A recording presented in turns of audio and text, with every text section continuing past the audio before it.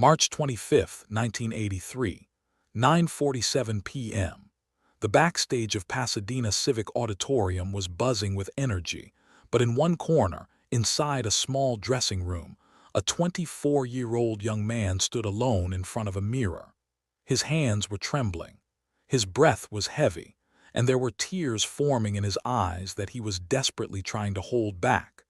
That young man was about to do something that would change the entire world forever. But at that moment, he himself had no idea what was coming. Outside, 47 million people were sitting in front of their television screens across America. Inside the auditorium, more than 1,500 celebrities had taken their seats, waiting for the show to begin. And backstage, he stood alone, carrying nothing but a dream and a desperate need to prove himself. Tonight, I am going to take you inside that night, into those moments that nobody ever witnessed, into those conversations that never became public, and into that 1 minute that became the most iconic minute in human entertainment history. This is the real story of Michael Jackson's Motown 25 performance. A story that has never been told like this before. But before we dive into this incredible journey, if you want to hear more hidden stories about Michael Jackson and other legendary figures, make sure you hit that subscribe button right now and press the bell icon so you never miss any of my videos. I bring stories like these every single day, stories that you will not find anywhere else on the internet. And one more thing. At the end of this video, I am going to ask you a very important question. So make sure you watch until the very end and drop your answer in the comments section below. Now, let us begin this extraordinary story. The year was 1983, and Michael Jackson was already a star. But he was a star as part of the Jackson 5, performing alongside his brothers. The world still saw him as that cute little boy who used to sing ABC, and I Want You Back with his adorable voice and charming smile. But inside Michael, there was a fire burning. There was a frustration that had been building up for years. There was a desperate need to break free from the shadow of being just another member of a group. He wanted to prove to the world that he was not just a child star who got lucky. He was not just 1/5 of the Jackson 5. He was Michael Jackson, and he had the potential to become the greatest entertainer the world had ever seen. Motown 25 was supposed to be his opportunity, but this opportunity almost slipped away from his hands. Berry Gordy, the legendary founder of Motown Records, personally called Michael on the phone one evening.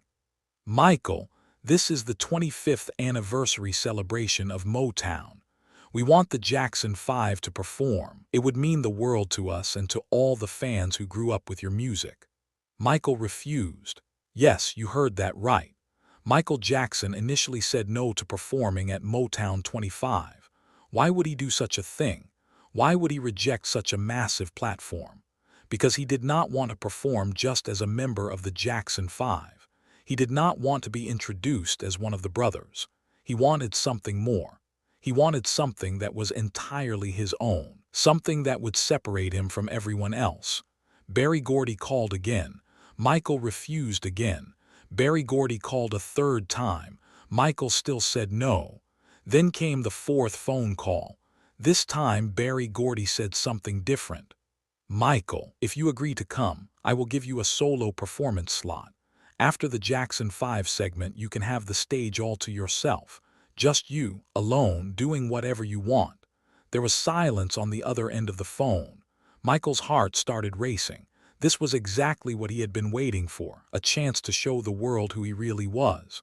"Okay," Michael finally said. "I will do it." That was the moment when history began to write itself. Michael had said yes, but now the real challenge began.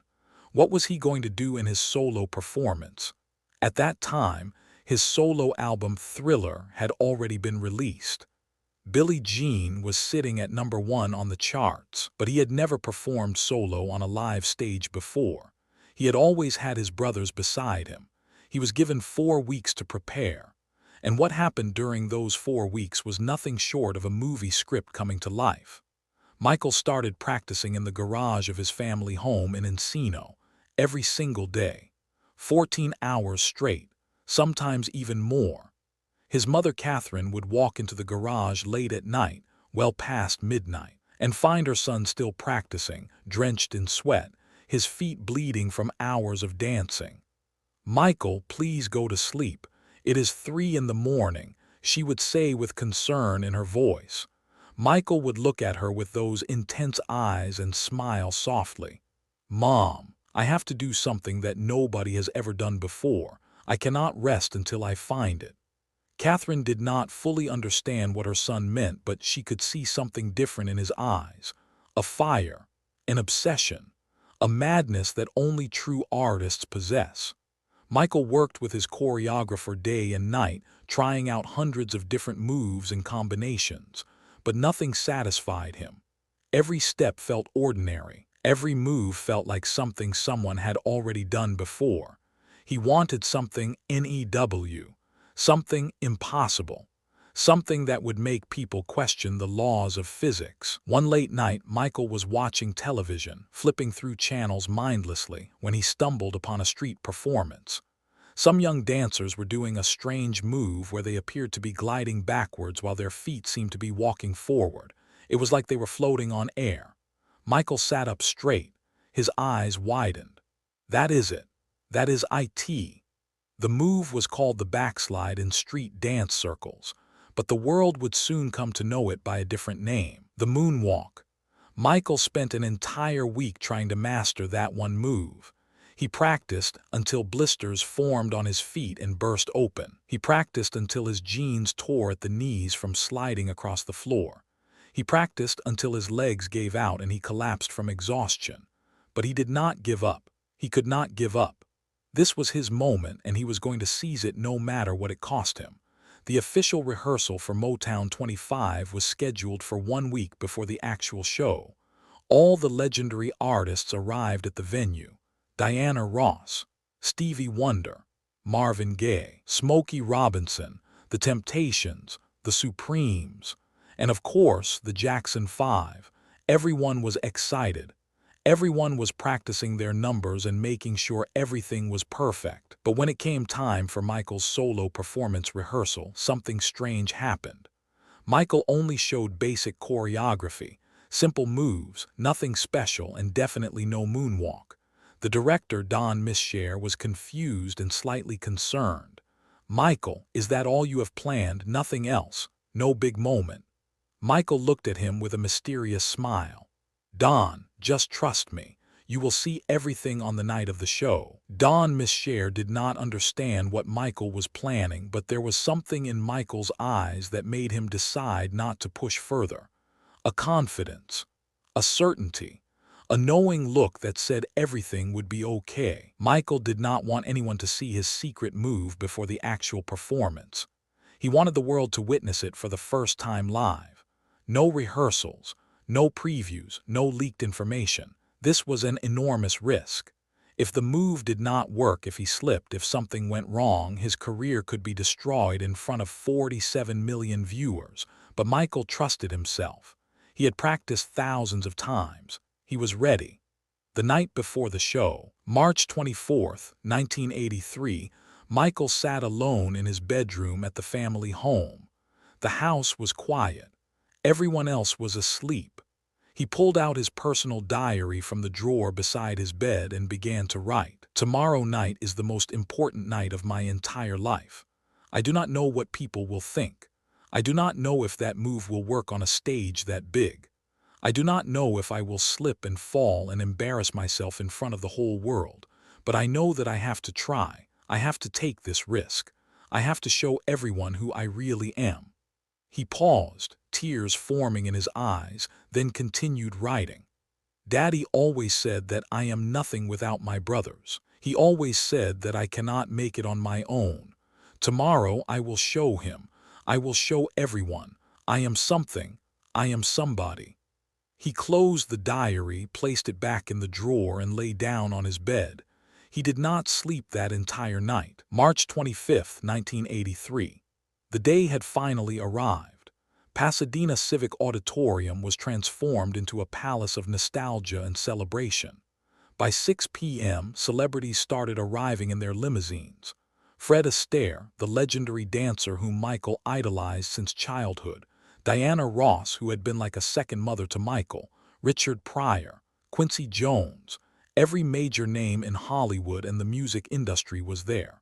Backstage, the Jackson Five were getting ready in their dressing room. Jermaine, Tito, Jackie, Marlon, and Michael.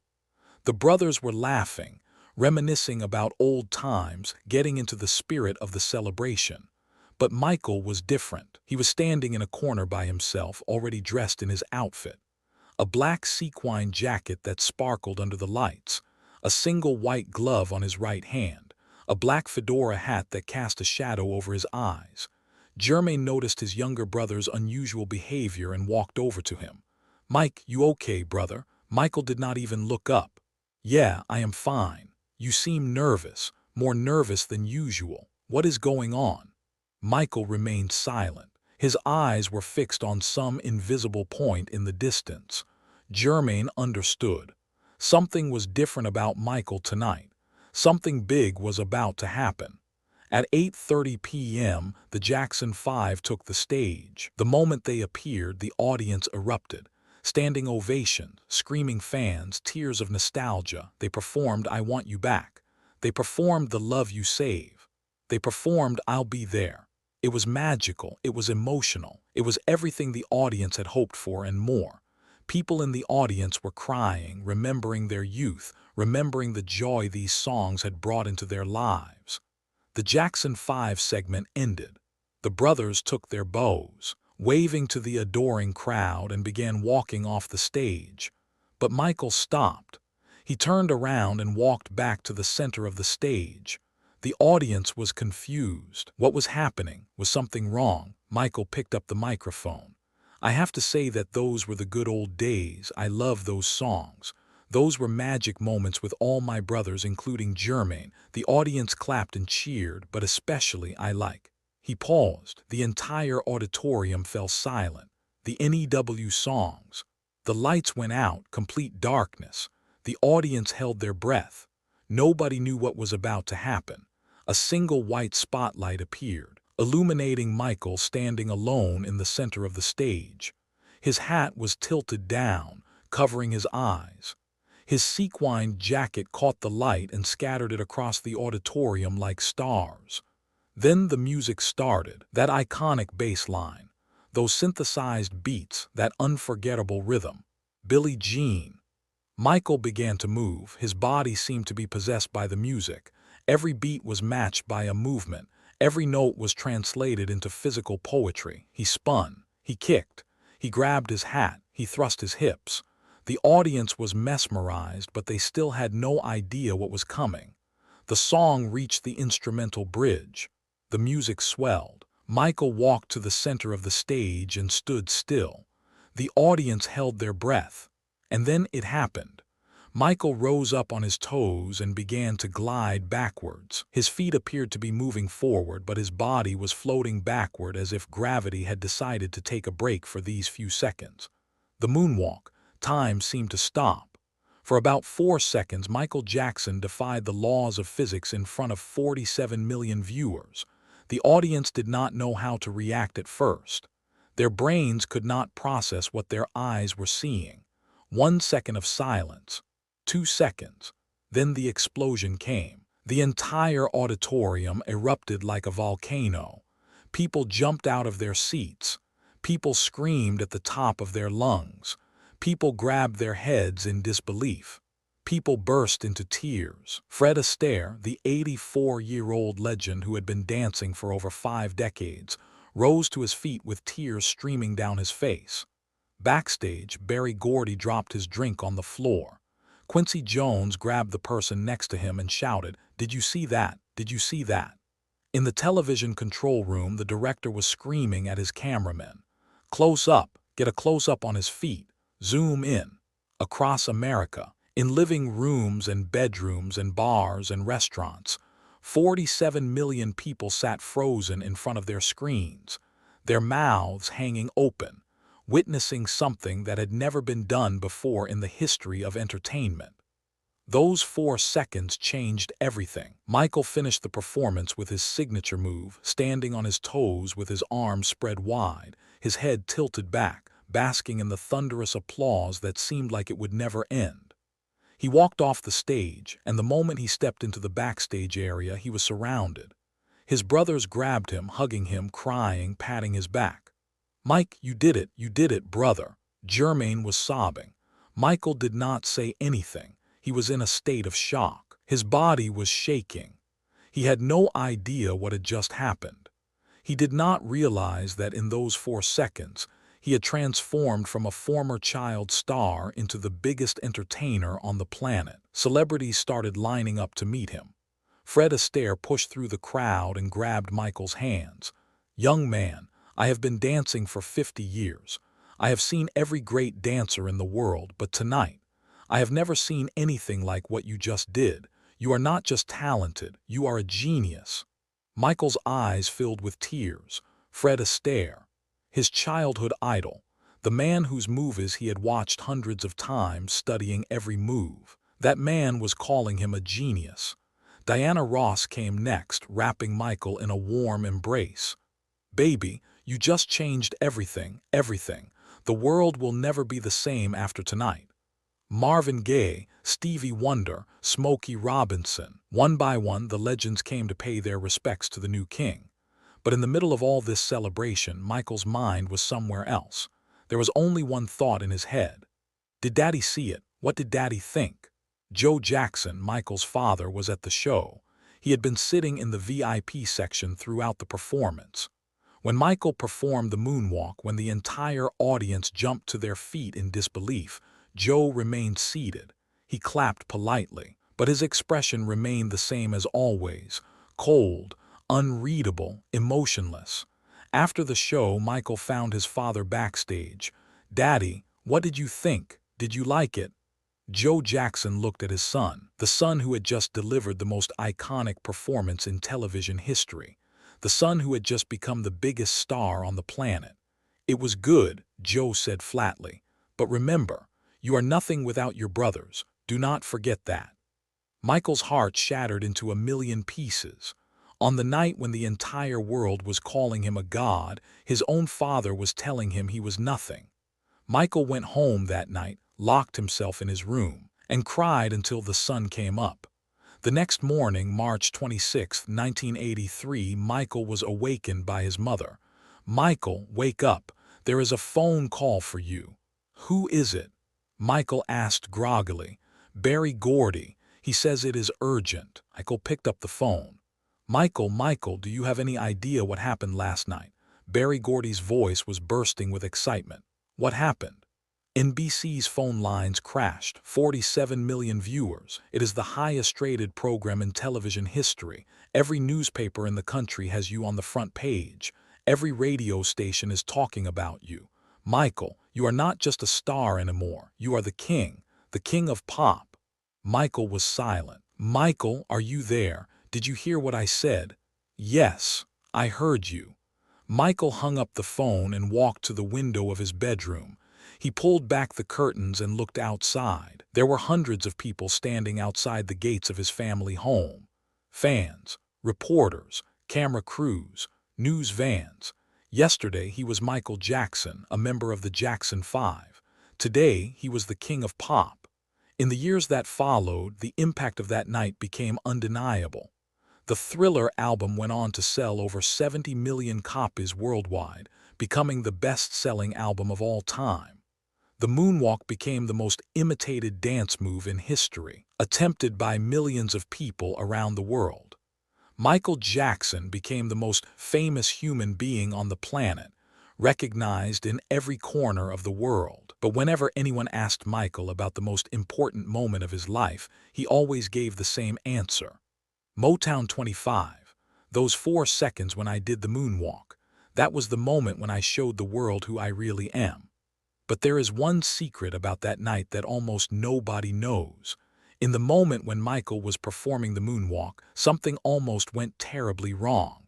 His left heel slipped slightly on the stage. For a fraction of a second, he felt himself losing balance. He was about to fall. But in that split second, he adjusted his body weight, regained his balance, and completed the move as if nothing had happened. If he had not recovered in that 1 second, if he had fallen, the moonwalk might never have become famous. His career might have taken a completely different path. It was 1 second, just 1 second.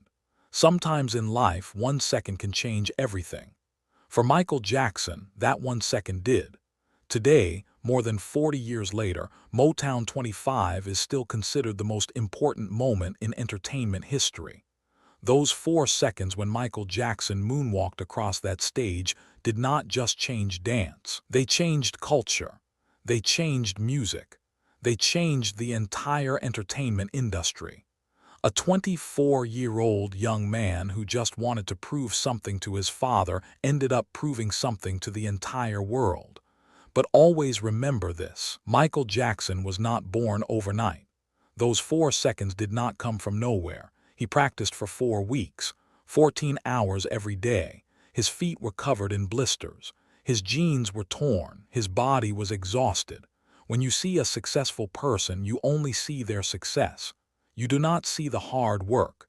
You do not see the tears. You do not see the sleepless nights. You do not see the failures and the doubts and the fears. Michael Jackson did not learn the moonwalk in 4 seconds. He spent his entire life preparing for that moment. So that was the story of Michael Jackson and Motown 25. Now, I have a question for you. What is your moonwalk moment? What is that one thing you are working towards?